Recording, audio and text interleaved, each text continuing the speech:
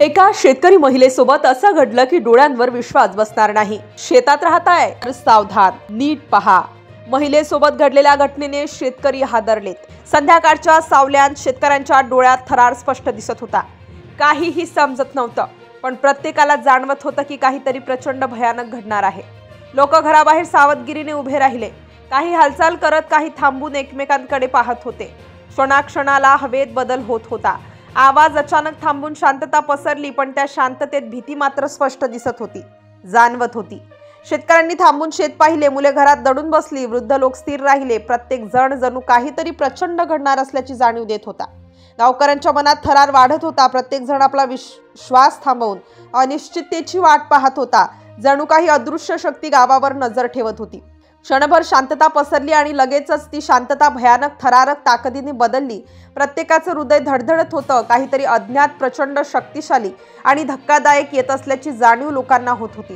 गावातील सावली वाढत होती। प्रत्येक घराच्या छतावर, प्रत्येक रस्त्यावर, प्रत्येक शेतामध्ये थरारक सावटे पडत होती। काही हलका आवाज कानावर आला, पण त्यात अज्ञात भय जाणवत होतं। अचानक सांगवी गावातील अनिता मारुती राठोडे, वय 45 वर्ष, घरासमोर उभ्या होत्या। त्या क्षणाला गावकऱ्यांना काय घडत आहे हे अजिबात समजले नाही। काही सेकंदांनीच विजेचा भयंकर झटका पडला, प्रकाशाचा प्रचंड स्फोट झाला आणि अनिता जमिनीवर कोसळली। गावात धडधडत हृदयाने गावातील लोक, गावकरी धावत आले। तात्काळ गावकऱ्यांनी तिला लातूर जिल्हा रुग्णालयात नेलं, पण उपचारादरम्यान अनिताचा मृत्यू झाला। त्याचवेळी गावातील शेतात साधू भानुदास सरतापे यांच्या शेतात वीज कोसळली। एक बैल, एक म्हैस आणि एक कुत्रा जागीच ठार झाले। विजेचा झटका इतका प्रचंड आणि घातक होता की कोणालाही वाचण्याची संधी मिळाली नाही। घटना समजताच निलंगा तहसीलदार प्रसाद कुलकर्णी घटनास्थळी पोहोचले। पोलिसांनी पंचनामा करून तपास सुरू केला।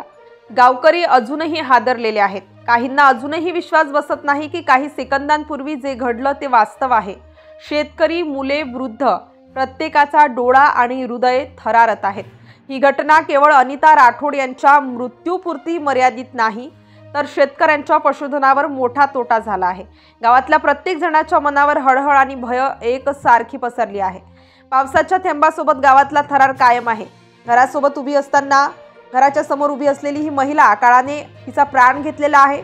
ही घटना विस्मयकारक आणि भयानक ठरली आहे। गावात आता हळूहळू परिस्थिती गावकरी समजून घेत आहेत, पण भीती मात्र अजून दूर झाली नाही। हा नैसर्गिक कहर केव्हा, कुठे आणि कोणावर येईल, कोणालाही ठाऊक नाही।